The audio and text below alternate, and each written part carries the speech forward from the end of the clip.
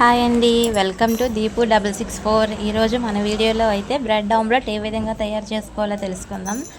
అందుకు ముందుగా ఒక 3 ఎగ్స్ని తీసుకొని ఇలా పగలగొట్టి ఒక బౌల్లో వేసుకోవాలి. ఇప్పుడు ఆల్రెడీ మన దగ్గర కట్ చేసి పెట్టుకున్న ఉల్లిపాయ ముక్కలు ఉన్నాయి కదా, అవి కూడా వేసి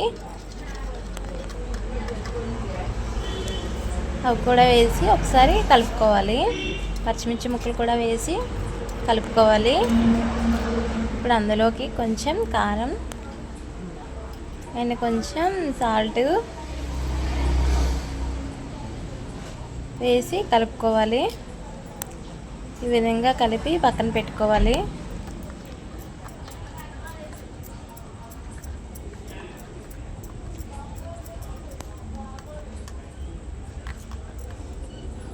చూడండి, ఈ విధంగా ఆ మిశ్రమాన్ని కలిపి పక్కన పెట్టుకోవాలి.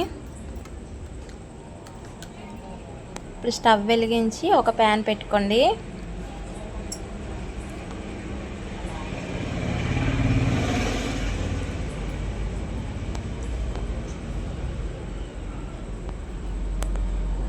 ప్యాన్ హీట్ అయ్యిందో లేదో చూసుకోండి. హీట్ అయ్యాక ఆల్రెడీ మనం కలిపి పెట్టుకున్న మిశ్రమం ఉంది కదా, ఎగ్ బాయిలింగ్, దాన్ని వేసి ఈ విధంగా ఒకసారి కలపండి.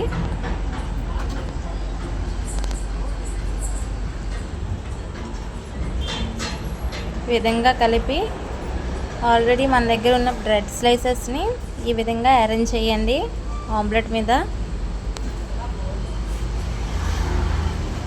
ఇప్పుడు కొంచెం కొత్తిమీర, కొంచెం ఆయిల్ కూడా వేసి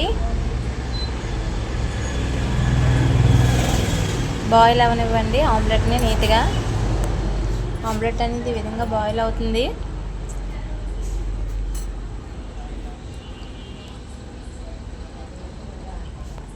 ఆయిల్ సరిపోకపోతే కొంచెం ఆయిల్ అనేది వేసుకోండి.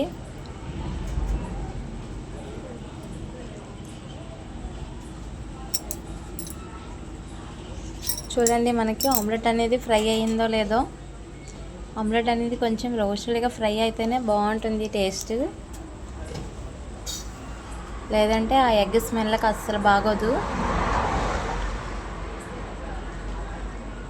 చూడండి, ఈ విధంగా ఫ్రై అయిన తర్వాత, బాగా వేగిన తర్వాత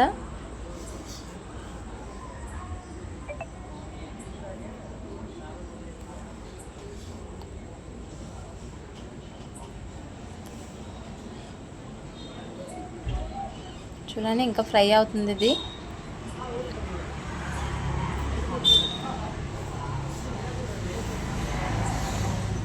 వేగిందో లేదో చూసుకోండి మీరు కూడా. ఇది ఫ్రై అయినట్టుంది. దీన్ని ఒకసారి నేను టర్న్ చేసుకుంటాను, మీరు కూడా టర్న్ చేసుకోండి. ఈ విధంగా టర్న్ చేశాను నేనైతే. టర్న్ అయిన తర్వాత కొంచెం ఆయిల్ వేసుకొని 1 మినిట్ కుక్ అయిన తర్వాత తీసి సర్వ్ చేసుకోండి. చాలా బాగుంటుంది బ్రెడ్ ఆమ్లెట్. పిల్లలైతే చాలా ఇష్టంగా తింటారు. ట్రై చేయండి ఒకసారి మీరు కూడా. Thanks for watching.